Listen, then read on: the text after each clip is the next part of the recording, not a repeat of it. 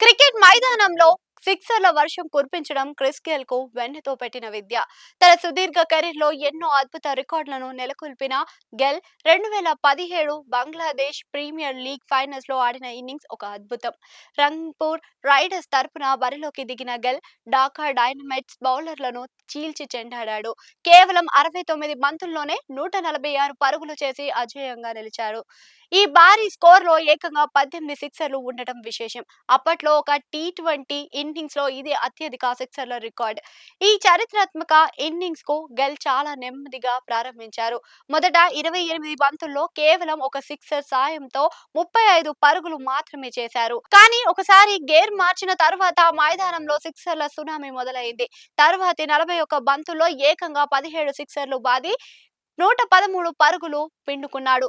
తన మొత్తం 146 పరుగుల్లో 108 పరుగులు కేవలం సిక్సర్ల ద్వారానే రావడం ఆయన విధ్వంసానికి నిదర్శనం.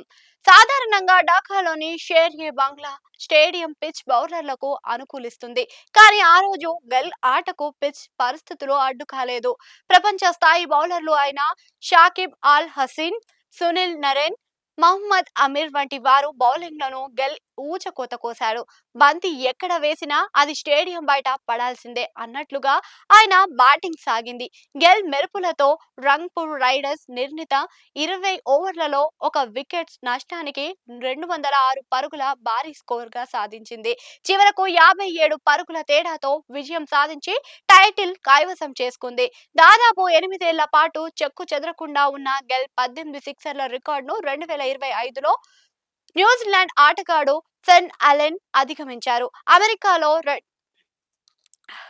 అమెరికాలో జరిగిన ఒక లీగ్ లో అలెన్ 19 సిక్సర్లు అమెరికాలో అంతే కదా అమెరికాలో జరిగిన ఒక లీగ్ లో అలెన్ 19 సిక్సర్లు బాది గెల్ రికార్డ్ ను దాటారు.